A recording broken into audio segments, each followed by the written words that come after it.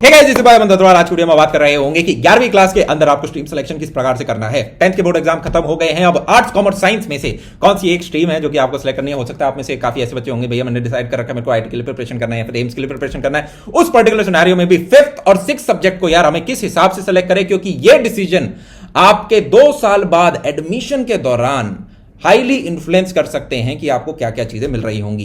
तो यार काफी सारे डूज एंड डोंट बताऊंगा, पिछले 6 साल का एक्सपीरियंस है। और कुछ चीजें होती हैं जो कि आप 12वीं का बोर्ड एग्जाम दे देते हो, रिजल्ट आ जाता है और एडमिशन के दौरान आपको पता चलता है कि जनाब ये सब्जेक्ट मेरे को नहीं लेना चाहिए था अपनी स्ट्रीम सिलेक्शन के दौरान, क्योंकि इससे मेरे को नुकसान हो गया, इससे मेरे को फायदा हो सकता था। तो पहला ऐसा केस देख लेते हैं जो कि है physical education subject. Physical education जो सब्जेक्ट है यार, उसको काफी बच्चे स्पेशली साइंस के अंदर एज अ 5th सब्जेक्ट देते हैं। क्यों? क्योंकि आपका यार फिर आपको आईआईटी के लिए ज्यादा मेहनत करने के लिए टाइम मिल जाता है। फिजिकल एजुकेशन का सिलेबस कम है, जल्दी से हम निकाल लेंगे, नंबर आ जाएंगे। पर दिक्कत क्या होती है यार, हर बच्चे का एक प्लान होता है साइंस के अंदर कि यार मेरा एंट्रेंस एग्जामिनेशन मेरे को करना है, और प्लान भी होता है कि यार बोर्ड एग्जाम में भी मेरे अच्छे नंबर आ जाए, इन केस खुदा न खास्ता कुछ ऊपर खराब होता है। तो सिमिलरली आर्ट्स और कॉमर्स का बच्चा भी बोर्ड एग्जामिनेशन को बहुत सीरियसली लेता है। पर जैसे ही आप दिल्ली यूनिवर्सिटी में यार एडमिशन के दौरान जाएंगे प्लान बी को फॉलो करते हुए, तब आपको पता चलेगा कि सिर्फ best of 4 academic subject consider होते हैं और फिजिकल एजुकेशन एक नॉन अकेडमिक सब्जेक्ट है। तो चाहे आप फिजिकल एजुकेशन में से 100 में से 100 ले आओ, पर उसके बावजूद वो कंसिडर नहीं करेंगे। वो कहेंगे हम तो आपके इंग्लिश, फिजिक्स, केमिस्ट्री, मैथ्स के ही मार्क्स लेंगे, बताओ उसमें कितने नंबर आए। तो ये चीज आपको ध्यान रखनी है। तो भैया हम क्या करें? तो आप अपना 5th सब्जेक्ट जो कि इलेक्टिव है उसे एक अकेडमिक सब्जेक्ट रख लो, जैसे कि इकोनॉमिक्स रख सकते हो, कंप्यूटर साइंस रख सकते हो। ये आपके अकेडमिक सब्जेक्ट हैं, इनके नंबर कंसिडर हो रहे होंगे बेस्ट ऑफ 4 में। तो ये पहली चीज हमें सीखने को मिली। दूसरी चीज, जनाब बहुत मुश्किल है कि हम फ्यूचर में क्या चीज कर रहे होंगे, पर मोटा मोटी अगर आप अंदाजा ले पाएं तो अपने 12वीं में आपको वही सब्जेक्ट्स रखने हैं जो कि ग्रेजुएशन के दौरान, अगर आप 3 साल की ग्रेजुएशन कर रहे हैं दिल्ली यूनिवर्सिटी, मुंबई यूनिवर्सिटी से, वही सब्जेक्ट हों। भैया क्या कहना चाह रहे हो? मैं ये कहना चाह रहा हूं कि मान लो यार आपके पास सब्जेक्ट थे इंग्लिश, फिजिक्स, केमिस्ट्री, मैथ्स, और आपका जो 5th इलेक्टिव था वो आपने ले रखा है कंप्यूटर साइंस। अब जैसे ही 12वीं का रिजल्ट आया, आपका मन किया यार मेरे को तो इंजीनियरिंग में जाना नहीं, मुझे तो बीएससी इन इकोनॉमिक ऑनर्स करना है, ठीक है, तो बीएससी को करना है आपको। पर जैसे ही आप जाओगे, मान लो आपके 99% आए 12th के बोर्ड एग्जाम में, सारा आपके 2.5% डिडक्ट कर लिए जाएंगे। 2.5% डिडक्ट क्यों किए जाएंगे? क्योंकि वो कहेंगे आपके 12वीं में तो इकोनॉमिक्स थी नहीं, अब आपको ग्रेजुएशन इकोनॉमिक्स में करनी है। ओहो हो, पेनल्टी लगेगी -2.5% की। सिमिलरली आप एक इंजीनियरिंग मतलब साइंस के बच्चे हो, यहां पे आर्ट्स कॉमर्स वाले भी यार सिमिलरली आप समझते जाएं, ठीक है, हर बच्चे को कंसिडर किया जा रहा है। एग्जाम्पल के लिए मैं एक एक चीज पकड़ रहा हूं। आप इंजीनियरिंग के लिए प्रिपेयर कर रहे थे, पर 12वीं में जैसे रिजल्ट आया आपको लगा नहीं भैया मैं तो यूपीएससी करना चाहता हूं, मैं तो बीए दूंगा, उसके बाद बीए के बाद अपना वही ऑप्शनल सब्जेक्ट लेके यूपीएससी निकालूंगा। आप जैसे ही साइंस से आर्ट्स में शिफ्ट हो गए कि मेरे को बीए इन हिस्ट्री करनी है, आपके 2.5% डिडक्ट हो जाएंगे। पॉइंट बीइंग, आप अपने 12वीं में वही सब्जेक्ट रखें जिनके अंदर आप अपनी बैचलर्स करना चाहते हैं। एंट्रेंस वाले बच्चों कोई बात नहीं, आपकी कहानियां ये लगे, पर दूसरे सिनेरियो में आप वही रखें जिससे कि 2.5% की पेनल्टी दिल्ली यूनिवर्सिटी के अंदर आपको ना मिल रही हो। तो ये दूसरी हमें अच्छी चीज पता चली। अब तीसरी चीज के ऊपर आते हैं यार, जो कि है 6th सब्जेक्ट रखा जाए या ना रखा जाए। अब ये एक बड़ी बहुत दुविधा है, हम भी अपने 11th-12th में काफी दुखी हुए थे यार, रखें नहीं रखें। कहीं यार 5 सब्जेक्ट में से एक में कम नंबर हो गए तो छठा सब्जेक्ट उसको मेंटेन कर लेगा।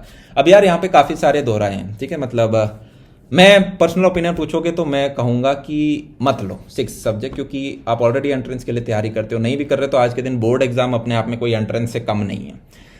तो वो जो 6 सब्जेक्ट का एक्स्ट्रा प्रेशर है ना, प्लस जब आपके फाइनल एग्जाम की डेट शीट आएगी, वो 6 सब्जेक्ट, मान लो कि आपके 2 एग्जाम्स के बीच में 7 दिन का गैप है, पता चला सबको 7 दिन का गैप मिल रहा है, पर आपका 6 सब्जेक्ट बीच में आके टपक गया, तब आपको 7 नहीं, अब आपको 3 और 3 दिन का गैप मिल पा रहा है, ठीक है, तो वो आपको दिक्कत ही करेगा। तो अनटिल अनलेस अगर वो सिनेरियो कि आप मुंबई यूनिवर्सिटी को टारगेट कर रहे हो, मुंबई यूनिवर्सिटी यहां पे एक स्पेशल केस है, क्योंकि यार वहां पे रूल बदलते रहते हैं हर साल, कभी वो बेस्ट ऑफ 5 सब्जेक्ट, कभी उनको सारे के सारे 6 सब्जेक्ट चाहिए होते हैं, क्योंकि यार महाराष्ट्र बोर्ड के बच्चे वहां पे ज्यादातर आते हैं।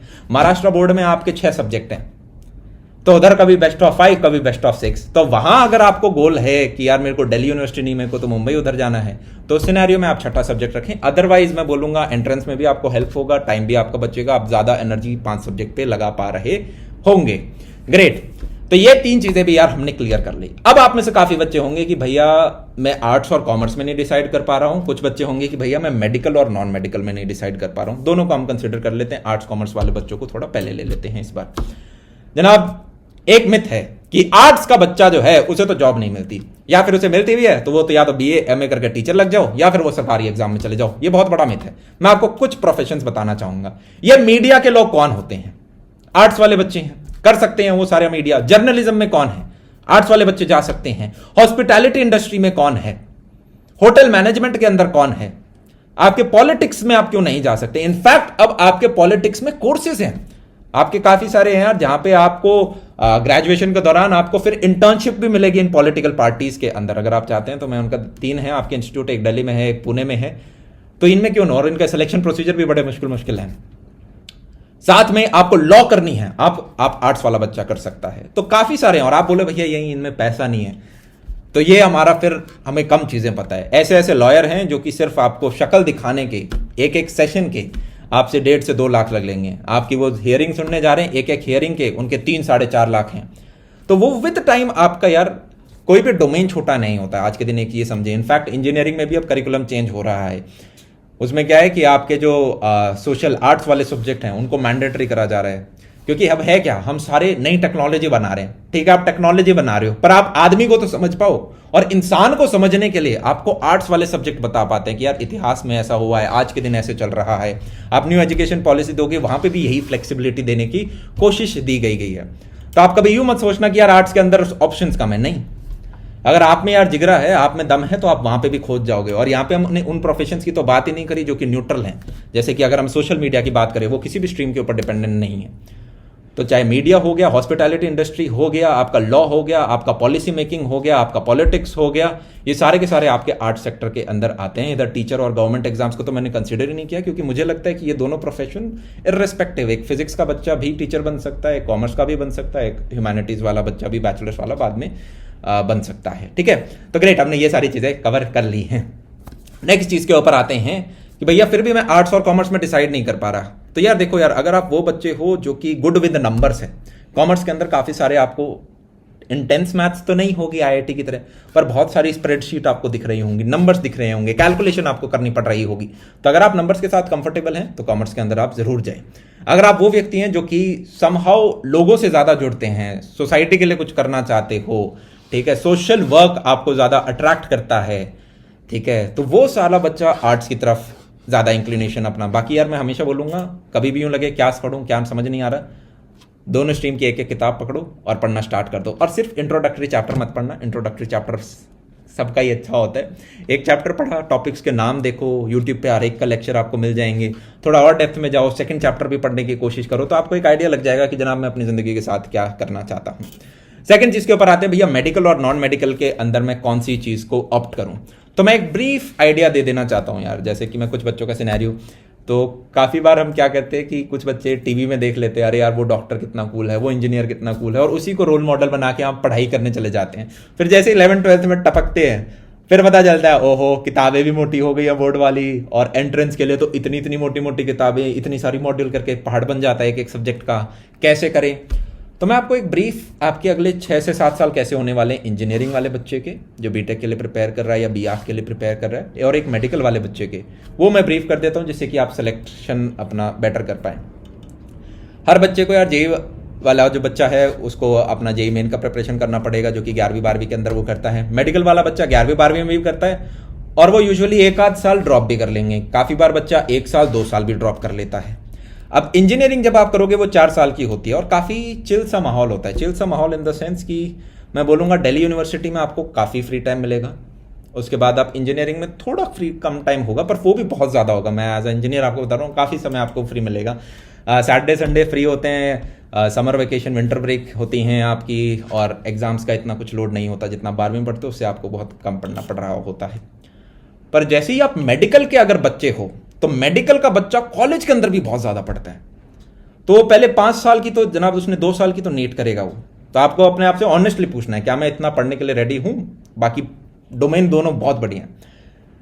2 साल 3 साल आप जो भी नीट को लगाएंगे, उसके बाद आपके 5 साल आपका जनाब जो भी आप एमबीबीएस करेंगे, उसके बाद 1 साल आप जो पोस्ट ग्रेड नीट के लिए पढ़ेंगे, फिर आपके दोबारा 2 से 3 साल लगेंगे, फिर आपको स्पेशलाइजेशन में जाना है तो 1.5 से 2 साल लगेंगे।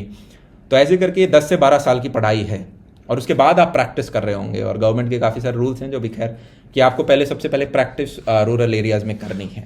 ये मोटा मोटी मैंने आपको एक अंदाज़ा देने की कोशिश करी है। और कॉलेज के दौरान आपकी अच्छी पढ़ाई होती है। अगर सारे ग्रेजुएशंस में देखें तो मेडिकल वाला बच्चा सबसे अच्छा पढ़ रहा होता है। अगर हम इंजीनियर की बात करें, हाँ, जेई के दौरान भाई इनका करिकुलम जब आप प्रिपरेशन करोगे, ठीक है, तो मैथ्स भी थोड़ी हार्ड होगी, फिजिक्स भी थोड़ी हार्ड होगी, केमिस्ट्री भी थोड़ी हार्ड होगी, एडवांस लेवल का आपको पढ़ना पड़ेगा। पर ठीक है, मतलब पढ़ना पड़ेगा। पर जैसे ही आप एंट्रेंस एग्जाम क्लियर करोगे तो 4 साल जो कॉलेज के होंगे वो थोड़े चिल होते हैं। आप अपना बस एक अच्छा से डिसेंट सीजीपीए मेंटेन करें और अपना प्लेसमेंट के लिए आप 3-4 महीने पढ़ाई करते हैं, और उसके बाद आपकी जॉब लग जाती है 21 साल की उम्र में। तो आपका, अगर आप अच्छे बंदे हो तो आप 1-1.5 लाख का पैकेज सीधा उठा जाओगे। ठीक है, थोड़े कम अच्छे बच्चे हो तो 50-70 का, और बिल्कुल नहीं पढ़ाई करी तो थोड़ा आपको एफर्ट मारना पड़ेगा। ठीक है, उसके बाद आप एमबीए में भी जा सकते हैं, आप मास्टर्स भी कर सकते हैं, वो आपके बाद में आगे के ऑप्शंस हैं। अब भैया मेरे को 10 तक बायोलॉजी बहुत अच्छी लगती थी, या मेरे को 10 तक फिजिक्स बहुत अच्छी लगती थी, तो एक बार 11th की फिजिक्स और 11th की बायोलॉजी भी हम खोल के देख लें, और सिर्फ इंट्रोडक्टरी चैप्टर ना पढ़ें, इंट्रोडक्टरी और उसके बाद वाले भी कुछ टॉपिक्स पढ़ लें, यूट्यूब पर जाके उस चीज़ को एक्सप्लोर करें। ठीक है, और सिर्फ एनसीईआरटी की किताबें ना देखें, और डरना नहीं है अगर कुछ चीज़ समझ में नहीं आ रही। ठीक है यार, आपको क्या वो चीज़ यूं लग रही है कि यार हाँ ये बढ़िया चैलेंज लग रहा है, इसको मैं पकड़ना चाहता हूं और इसको मैं खोदना चाहता हूं। जिंदगी में कोई भी चीज़ यार आपको आसान नहीं मिलेगी, आपको वॉर हर जगह लड़ना पड़ेगा। आपको बस ये देखना है कि मैं अपना वॉर यहाँ पे डिसाइड कर सकता हूँ कि कौन सा युद्ध मुझे लड़ना है। तो यहाँ पे मैंने एक ब्रीफ ओवरव्यू आपको देने की कोशिश जनाब की है। और ठीक है, फैमिली में भी आपके काफ़ी सारे मेंबर्स हो सकते हैं जो कि आपको कुछ कुछ अच्छे टिप्स दे सकते हैं। अब जैसे कि काफ़ी बार यार ये टिप्स होती है, काफ़ी बार ये फोर्स्ड भी होता है कि मान लो कि किसी ने अपना ही हॉस्पिटल खोल रखा है, ठीक है, तो बहुत बड़ा हॉस्पिटल खोल रखा है, तो वो चाहता है कि उस हॉस्पिटल को एक नया वारिस मिले, कल को कोई कर सके। तो आप हो सकता है वो बच्चे हो जिसको ज़बरदस्ती मेडिकल कराई जा रही हो, तो वो अब कम्युनिकेशन से चीज़ें ठीक होती हैं। आपकी लाइफ है, आपको हिसाब से डिसाइड करना है। कमर्शियल पेरेंट्स के साथ डिस्कशन करेंगे, आप भी कन्विंस होंगे, पेरेंट्स भी कन्विंस हो रहे होंगे इन चीज़ों को। पीसीएमबी, ये मैं भूल नहीं जाता कहीं, पीसीएमबी यार अगर आप ले रहे हो तो आप एक बार थोड़ा दोबारा सोचें, क्योंकि मैथ्स और बायोलॉजी दोनों बहुत हैवी सब्जेक्ट हैं। मतलब क्या आप नीट और जेई दोनों देने की कोशिश कर रहे हैं? अब हाँ, कुछ बच्चे होते हैं जो दोनों ही निकाल लेते हैं। ठीक है, फिर आपको उनका बैकग्राउंड भी पता होना चाहिए कि क्या वो 11 से ही उन्होंने पढ़ना स्टार्ट किया था या बहुत पहले उन्होंने पढ़ना स्टार्ट कर दिया था। क्या वो, हर बच्चा अपने आप में यार थोड़ा यूनिक होता है। ठीक है, इसमें यूं नहीं कि किसी में दिमाग कम है, किसी में दिमाग ज़्यादा है, नहीं, किसी ने थोड़ा पहले पढ़ना स्टार्ट कर दिया, हो सकता है किसी ने दोनों मैनेज कर ली, तो हो सकता है किसी की स्किल्स बहुत स्ट्रांग हो सकता है किसी का अकेडमिक बहुत स्ट्रांग हो। तो आप किसी को उस हिसाब से कॉपी ना करें कि यार मैं नीट भी निकाल लूंगा, जेई भी निकाल लूंगा, फिर 12th के बाद देखूंगा कौन सा अच्छा ऑप्शन है। नहीं, एक को पकड़ लो, आज डिसाइड आप कर लें। ठीक है, तो दोनों आप पकड़ेंगे यार, बहुत लोड आपको महसूस हो रहा होगा। इनफैक्ट बोर्ड एग्जाम भी आएंगे, आप देखोगे कि यार मैथ्स के लिए जहाँ 10 दिन मिल रहे थे, अब उसी में मेरे को बायो भी निकालना पड़ रहा है, और किसी बच्चे ने 6 सब्जेक्ट ले रखा है तो वो देख रहा होगा 6 सब्जेक्ट भी बीच में आ गया। तो फालतू में हम अपना प्रेशर ना बढ़ाएं जब ऑलरेडी चारों तरफ से काफ़ी बढ़िया प्रेशर लग रखा है। तो आई होप यार आप काफ़ी सारी चीज़ें समझ पाए होंगे, और आपको और समझना है, ठीक है, तो आप मुझे बताएं, मैं और डिटेल वीडियो बना सकता हूं इस पर। आपको जानना है कि भैया एक इंजीनियर की लाइफ बताओ कैसी होती है, तो हम बहुत अच्छे से उसको एक्सप्लेन कर सकते हैं। एक डॉक्टर की बताएं, थोड़ा और स्ट्रीम सिलेक्शन में बताएं। मैं कॉमर्स और साइंस में थोड़ा सा कंफ्यूज हूं भैया, इन दोनों स्ट्रीम में से कौन सा पकड़ूं? मैं दोबारा बोलूंगा, आप पढ़ के देखें दोनों चैप्टर। आप कॉमर्स के, आप अकाउंट्स के कुछ चैप्टर उठा लें, उनको पकड़ के देखें, बिजनेस स्टडीज़ के कुछ चैप्टर उठा लें, उनको पढ़ के देखें, इधर फिजिक्स और केमिस्ट्री की एनसीईआरटी उठा लें, उनको थोड़ा पढ़ के देखें, और कौन सी चीज़ है जो कि आपको ज़्यादा अट्रैक्ट कर रही है, जिस पे आप ज़्यादा देर बैठना चाह रहे हो, प्लस उसके बाद आपके क्या प्लान्स हैं, किस हिसाब से आप आगे बढ़ना चाहते हो। क्या आप सीए करना चाहते हो उस डायरेक्शन से? क्या आपका यूँ है नहीं यार मैं इकोनॉमिक ऑनर्स करूँगा, सीए पता नहीं करूँगा, नहीं करूँगा, या फिर इधर से मैं इंजीनियरिंग करना चाहता हूँ, या पता नहीं मैं बैचलर्स में कुछ करके आगे जाना चाहता हूँ। ठीक है, तो इस हिसाब से आप जनाब चीज़ों को रखें, और आई होप हमने सारे एस्पेक्ट्स कवर कर दिए होंगे। एक बहुत ही शानदार नई जर्नी स्टार्ट होने वाली है, अगले 2 साल हसल के साल होने वाले हैं। हसल मतलब रगड़े जाओगे आप, और आपको उसको एज अ चैलेंज लेना है। आपको यूँ लेना है कि हाँ मेरे पे फेंका गया है, मेरे बहुत सारे सीनियर्स हैं जो इसी रास्ते से गए हैं, बहुत बढ़िया परफॉर्म किया है, मैं और भी बेहतरीन परफॉर्म करूँगा। हर दिन को एज अ चैलेंज लो कि क्या मैं इस दिन पे जीतूंगा या ये दिन मेरे ऊपर जीत रहा होगा। और 2 साल बाद यार आपको पता भी नहीं चलेगा, ऐसे समय निकलेंगे ये 2 साल, और आप एक बहुत अच्छे मुकाम पे खड़े होगे जहां पे आपको मनचाहा कॉलेज, मनचाहा ब्रांच मिल रहा होगा, आप खुश होगे।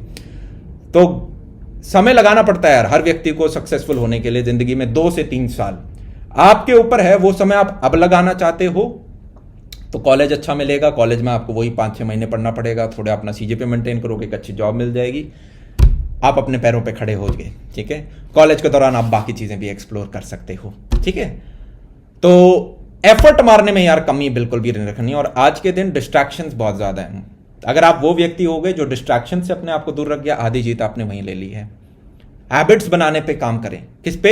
हैबिट्स बनाने पे काम करें, गोल अपने आप अचीव हो जाएगा। हैबिट्स बनाने पे सुबह जल्दी उठें। एज अ स्टूडेंट देखो यार, कॉलेज जाओ तो आप थोड़ी लाइफस्टाइल अपनी फिर भी ऊपर नीचे कर सकते हो, डिपेंडिंग अपॉन आप कौन सी ग्रेजुएशन कर रहे हो, वर्कलोड कितना है। पर 11th-12th के अंदर रात को अवॉइड करना सोना। मैं आपको बता देता हूँ आपके साथ क्या होने वाला है। आप लेट नाइट उठेंगे, आपकी मम्मी सो जाएगी 12 बजे के बाद, आपको रात को भूख लगेगी, आप किचन में जाएंगे, आप खाने को ढूंढेंगे, बनाएंगे, 1 घंटा लगेगा, खाना लेके आएंगे, लैपटॉप के आगे बैठेंगे, क्योंकि खाना खाते वक्त कुछ होना चाहिए सामने। देखते देखते फिर खाना खत्म हो जाएगा, पर वो एपिसोड खत्म नहीं होगा और आपकी रात निकल जाएगी। अगले दिन आप फिर दिन में 12-1 बजे उठ रहे होंगे और आप रेस में थोड़ा सा पीछे हो गए हो। अब ऐसे बीच में यार किससे आपके साथ होंगे, उनसे डिमोरलाइज नहीं होना, उनको फाइट करना है कि यार किसी ने कहा था कि रात को सो जाएंगे हम, तो आप 1 बजे सो जाओ, आप 2 बजे सो जाओ, पर बस 2 से ज़्यादा डिले ना करें। तो इसी के साथ जनाब आज का ये छोटा सा सेशन समाप्त करते हैं। आई होप लाइफ में आप बहुत आगे जाएं। तब तक के लिए सी या, have a good day, bye bye, take care, all the best.